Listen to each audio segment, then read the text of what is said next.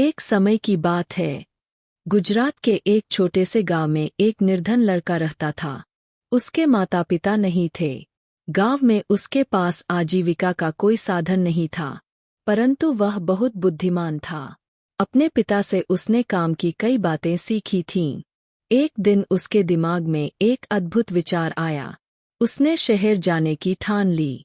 शहर जाकर उसने एक सस्ती सी दुकान किराए पर ले ली और दुकान के बाहर एक बोर्ड लगा दिया, जिस पर लिखा था, बुद्धि का सौदागर, यहाँ बुद्धि बिकती है। लड़के की दुकान के आसपास फल, सब्जियां, कपड़े, जेवर, मेवे और रोजमर्रा की चीजों की कई दुकानें थीं। सारे दुकानदार उस लड़के की खिल्ली उड़ाते, भाई, यह दुकान तो बड़े गजब की है, अब तो अक्ल भी बिकाऊ हो गई है। लड़का उनकी बातों की कोई परवाह नहीं करता था। वह दिन भर आते जाते ग्राहकों को आवाज लगाता रहता, आओ, आओ, बुद्धि ले जाओ, एकदम खरी, सस्ती और उपयोगी, एक दाम, सही दाम, आओ साहब, ले जाओ। लेकिन बहुत दिनों तक बुद्धि के सौदागर की दुकान पर कोई भी ग्राहक नहीं आया। एक दिन उसने दुकान बंद करने का निश्चय कर लिया। तभी एक धनी सेठ का मूर्ख लड़का उसकी दुकान की ओर से गुजरा। उसे समझ नहीं आया कि यह कैसी दुकान है, कोई फल या सब्जी होगी। मेरे पिता मुझे हमेशा निर्बुद्धि और मूर्ख कहते रहते हैं, क्यों न थोड़ी बुद्धि खरीद लूं। यह सोचकर उसने सौदागर लड़के से कहा, एक सेर बुद्धि के कितने पैसे लोगे? लड़के ने उत्तर दिया, मैं बुद्धि तौल कर नहीं, उसकी किस्म के हिसाब से बेचता हूँ। मेरे पास तरह तरह की बुद्धि है, सबका दाम अलग अलग है। आपको कैसी बुद्धि चाहिए? तो ठीक है, एक पैसे में जिस तरह की बुद्धि आए, दे दो, सेठ का लड़का लापरवाही से बोला। सौदागर लड़के ने कागज की एक पर्ची निकाली और सेठ के बेटे को दे दी। उस पर्ची पर लिखा था, जब दो लोग झगड़ रहे हो तो वहां खड़े होकर उन्हें देखना बुद्धिमानी नहीं है। सेठ का बेटा खुशी खुशी घर पहुंचा और अपने पिता को कागज की पर्ची देते हुए बोला, देखिए पिताजी, मैं एक पैसे में अकल खरीद कर लाया हूं। सेठ ने पर्ची पढ़ी और तमतमाकर बोले, मूर्ख, एक पैसे में यह क्या लाया है? यह बात तो सभी जानते हैं, तुमने मेरा एक पैसा डुबो दिया। सेठ तुरंत सौदागर की दुकान पर पहुंचा और उस लड़के को बुरा भला कहते हुए बोला, लोगों को ठगते हुए तुम्हें शर्म नहीं आती? मेरा एक पैसा वापस करो। पैसा क्यों वापस करूं? माल दिया है, पैसा लिया है। लड़के ने कहा, ठीक है, यह लो अपना कागज का फटा टुकड़ा जिसे माल कह रहे हो। नहीं चाहिए हमें तुम्हारा माल, यह लो।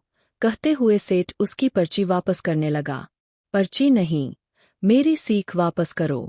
अगर पैसा वापस चाहिए तो आपको एक कागज पर लिखकर देना होगा कि आपका बेटा कभी भी मेरी सीख का प्रयोग नहीं करेगा।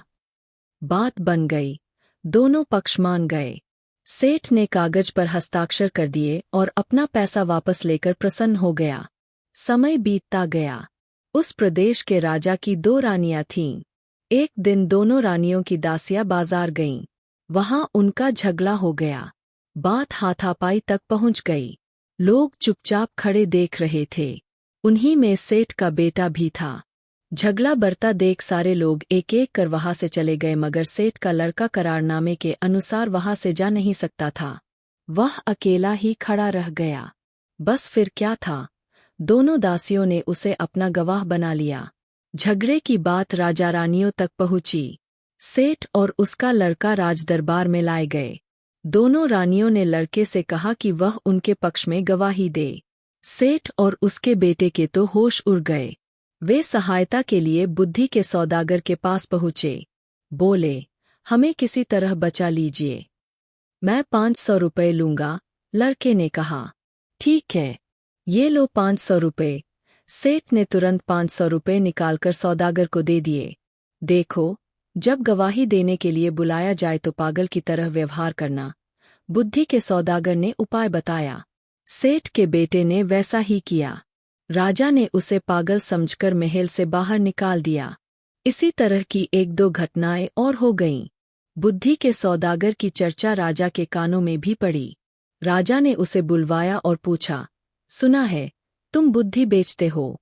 क्या तुम्हारे पास बेचने के लिए और बुद्धि है? जी हुजूर, आपके काम की तो बहुत है, लेकिन 1 लाख रुपए। सौदागर लड़के ने कुछ हिचकते हुए कहा, तुम्हें 1 लाख रुपए ही दिए जाएंगे। तुम पहले बुद्धि तो दो, राजा बोले। सौदागर ने एक पर्ची राजा को दे दी। राजा ने पर्ची खोलकर पढ़ी। पर्ची पर लिखा था, कुछ भी करने से पहले खूब सोच लेना चाहिए। राजा को यह बात बहुत पसंद आई। उन्होंने अपने तकिए के गिलाफ पर, पर्दों पर, अपने कक्ष की दीवारों पर, अपने बरतनों पर इस वाक्य को लिखवा दिया जिससे वह इस बहुमूल्य बात को कभी न भूले और नहीं कोई और भूल सके। एक बार राजा बहुत बीमार पड़ गए। राजा के एक मंत्री ने वैद्य के साथ मिलकर षड्यंत्र रचा और उनकी दवा में विष मिलाकर ले आया। राजा ने दवा का प्याला अभी मुंह के पास रखा ही था कि उस पर खुदे शब्दों पर उनकी नजर पड़ी। कुछ भी करने से पहले खूब सोच लेना चाहिए। राजा ने प्याला नीचे रखा और दवा को देखकर सोच में डूब गए कि यह दवा पीनी चाहिए या नहीं। वैद्य और मंत्री को लगा कि उनका भंडा फूट गया है। वे दोनों डर गए और राजा से क्षमा मांगने लगे। महाराज, हमें क्षमा कर दीजिए, हमसे बहुत बड़ी भूल हो गई। राजा ने तुरंत सिपाहियों को बुलवाकर दोनों को कारागार में डलवा दिया। बुद्धि के सौदागर को बुलाकर इनाम में खूब सारा धन दिया और उसे अपना मंत्री बना लिया। इसके साथ ही हमारी कहानी का यहाँ अंत होता है। ऐसी ही सोच में डाल देने वाली कहानी सुनने के लिए हमारी चैनल को सब्सक्राइब कीजिए। मिलते हैं एक और नई कहानी के साथ।